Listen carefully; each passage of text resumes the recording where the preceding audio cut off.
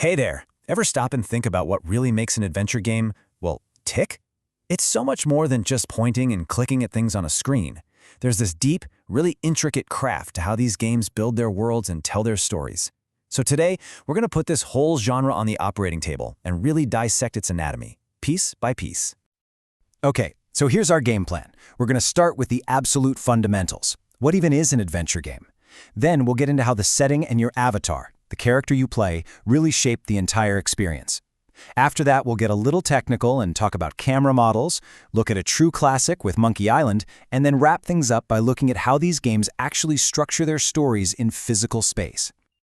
I know, it sounds like the start of a weird joke, right? Puzzles, pirates, and detectives?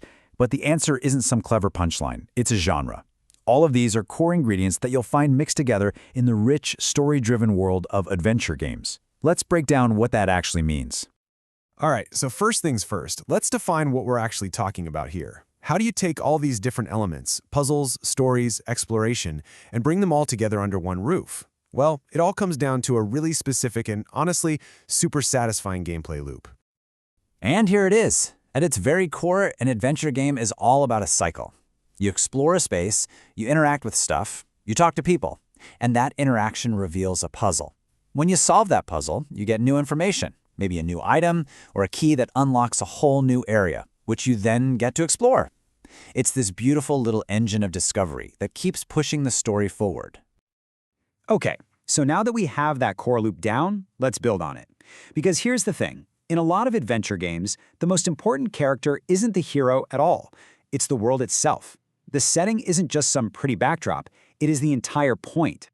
And to really get this, just look at the difference here. Think about chess, right? The whole medieval theme is basically just window dressing. It has nothing to do with the strategy.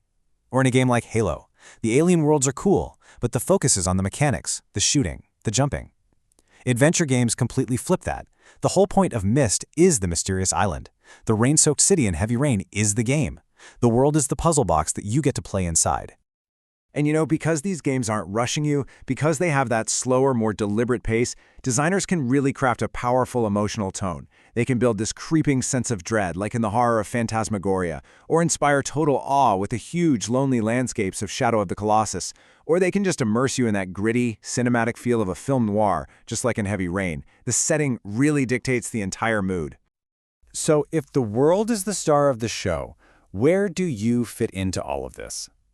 Let's talk about you, or more specifically, the player's avatar, your way into this world, the character that lets you inhabit the story. And believe me, that role has changed a lot over the years. In the early days, with games like Myst, the avatar was basically a blank slate. It was just you, this unnamed visitor with no backstory.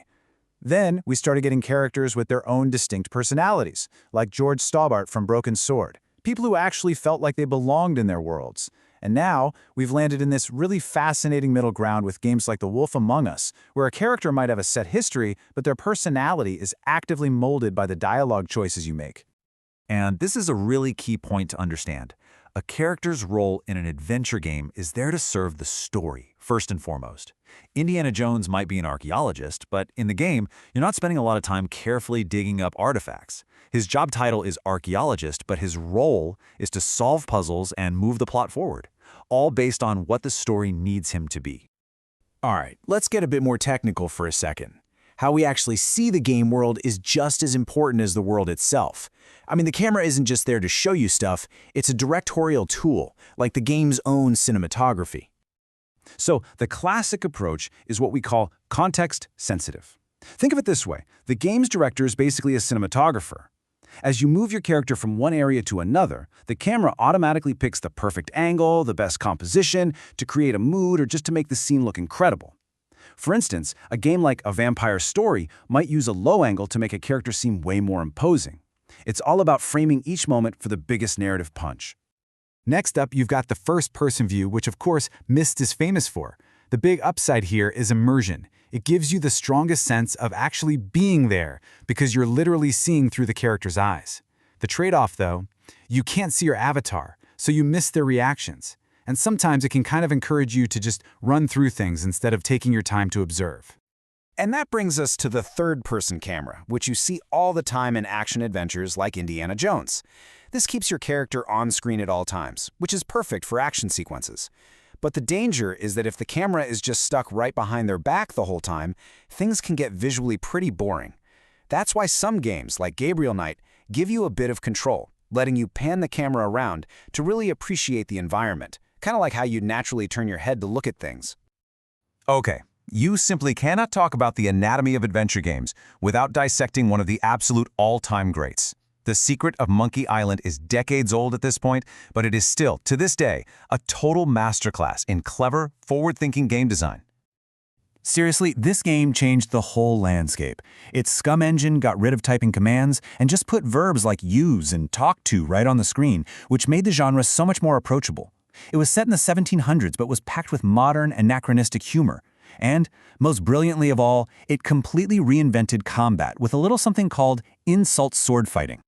And this, oh man, this is where the genius of the design just shines. Instead of making you fight with quick reflexes, combat became a battle of wits. An opponent throws an insult at you, and you have to pick the right, witty comeback from a list of choices. It turned what could have been a frustrating action moment into a hilarious dialogue puzzle, which fits the genre perfectly. It's just a brilliant example of thinking outside the box. All right, for our final section, let's zoom all the way out. How is the story literally built into the map of the game?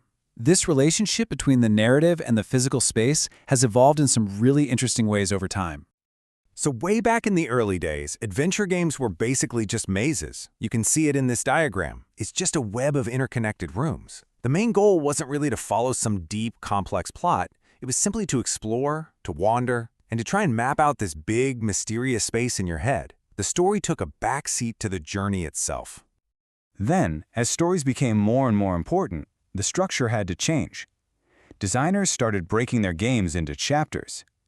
You could still explore freely within a certain area, but once you solved the main puzzle for that chapter and moved on, that was it.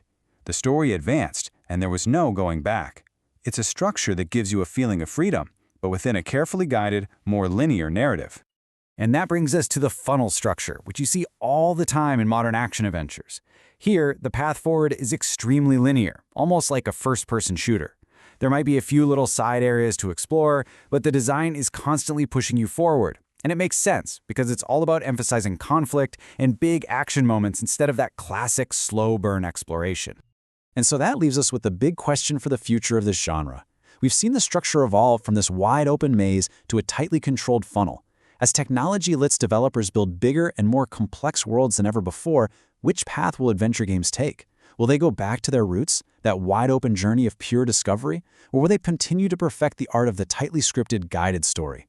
That's really the central tension that's going to define the next generation of these incredible interactive stories.